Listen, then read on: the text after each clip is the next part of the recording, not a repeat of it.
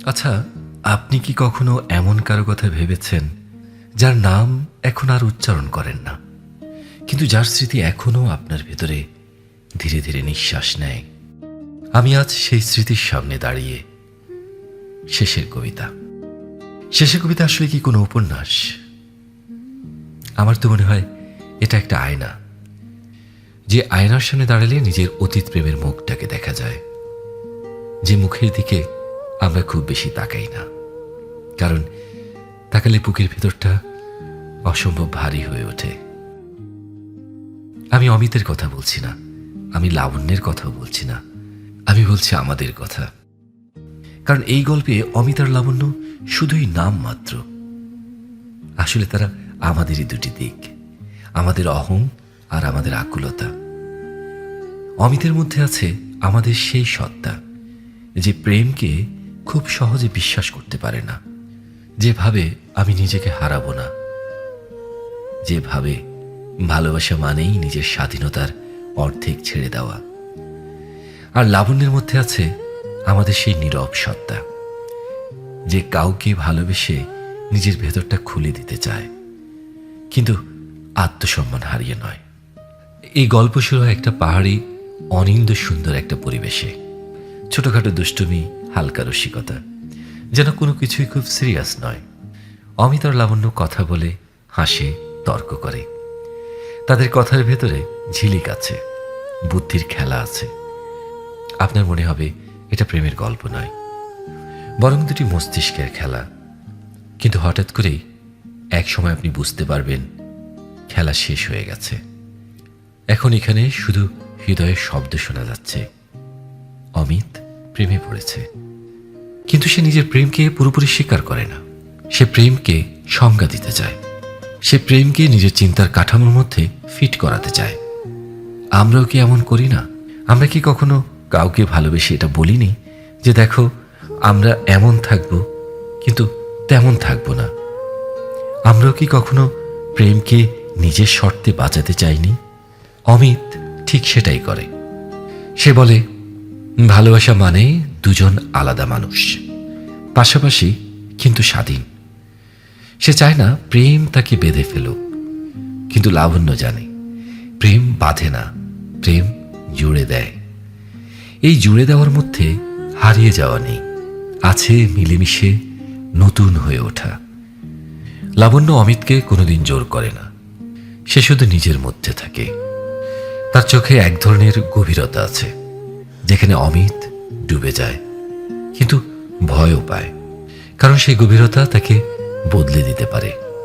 আমরা সবাই বদলে যেতে ভয় পাই। আমরা ভালোবাসা চাই, কিন্তু চাই না তার বিনিময়ে নিজেদের নতুন করে গড়তে। শেষের কবিতা ঠিক সেই ভয়টার গল্প। একসময় অমিত বুঝতে পারে সে লাবণ্যকে ভালোবাসে, কিন্তু তার ভালোবাসা বিশুদ্ধ নয়। তার ভালোবাসার ভেতরে ভয় আছে, অহংকার আছে, নিজের তত্ত্বকে অক্ষুণ্ণ রাখার চেষ্টা আছে। লাবণ্য নিশ্চয়তা চায়, সে নাটক চায় না, সে চিরকালের প্রতিশ্রুতির ফুলঝুরি চায় না। সে শুধু চায় অমিত একবার বলুক, আমি তোমাকে চাই, কোনো ব্যাখ্যা ছাড়াই। কিন্তু অমিত সেই কথা বলতে পারে না, কারণ সেই কথা বললে তাকে নিজের সব দার্শনিক যুক্তি সরিয়ে রাখতে হবে। এবং এখানেই গল্পের সবচেয়ে গভীর ব্যথা।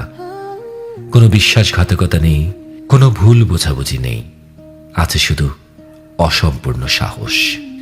লাবণ্য সরে যায়, কিন্তু সে ভেঙে পড়ে না, সে অভিযোগ তোলে না, সে শুধু নিজের মর্যাদা নিয়ে এক ধাপ পিছিয়ে যায়।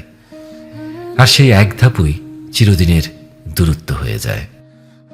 আপনি কি কখনো এমন কাউকে হারিয়েছেন যাকে দোষ দিতে পারেন না, যার চলে যাওয়াটা যুক্তিসঙ্গত ছিল, কিন্তু তবুও হৃদয়ের ভেতরে ফাঁকা রেখে গেছে? শেষের কবিতা সেই ফাঁকার গল্প। অমিত পরে বুঝতে পারে সে হারিয়েছে। সে বুঝতে পারে প্রেমকে খুব বেশি বিশ্লেষণ করলে প্রেম শুকিয়ে যায়, যেমন ফুলকে কেটে ছেড়ে দেখলে তার সৌন্দর্য হারিয়ে যায়। এই উপন্যাসের শেষ দৃশ্য কোনো বিস্ফোরণ নয়, এটা এক দীর্ঘশ্বাস, এক ধরনের মেনে নেওয়া। সব প্রেম পূর্ণ হয় না, সব মানুষ একসাথে থাকার জন্য তৈরি নয়, কিছু প্রেম শুধু আমাদের বদলে দেওয়ার জন্য আসে। শেষের কবিতা আমাদের শেখায় ভালোবাসা মানে কেবল একসাথে থাকা নয়, ভালোবাসা মানে কখনো কখনো ছেড়ে দেওয়াও। কারণ কিছু মানুষকে কাছে রাখলে তারা ছোট হয়ে যায়, আর দূরে রাখলে তারা স্মৃতির ভেতরে মহৎ হয়ে ওঠে। অমিত আর লাবণ্য শেষ পর্যন্ত একসাথে থাকে না, কিন্তু তারা একে অপরের জীবনের ভেতরে এমন এক জায়গা দখল করে নেয় যেখান থেকে কেউ কাউকে সরাতে পারে না। এই উপন্যাস পড়লে মনে হবে আপনার জীবনের সেই মানুষটার কথা, যার সাথে হয়তো সব ঠিক ছিল, কিন্তু সময়, ভয় অথবা আপনার নিজের অহংকার সবকিছু মিলিয়ে তাকে হারিয়ে ফেলেছেন। শেষে কবিতা তা শেষ নয়, এটা এক চিরন্তন প্রতিধ্বনি।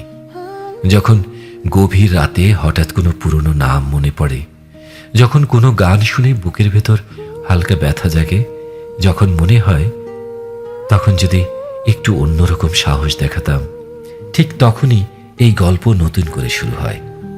এটা একটা অমিত আর লাবণ্যের গল্প নয়, এটা আমাদের অপূর্ণ সাহসের গল্প, আমাদের সেই ভালোবাসার গল্প যেটা ছিল কিন্তু পূর্ণ হলো না। আর এই অপূর্ণতাই তাকে অমর করে রাখে। হয়তো সেই কারণেই আমরা সবাই নিজের জীবনে এক একটি শেষের কবিতা বয়ে বেড়াই, যা শেষ হয়নি, যা শেষ হতে চায়নি, কিন্তু শেষ হয়ে গেছে।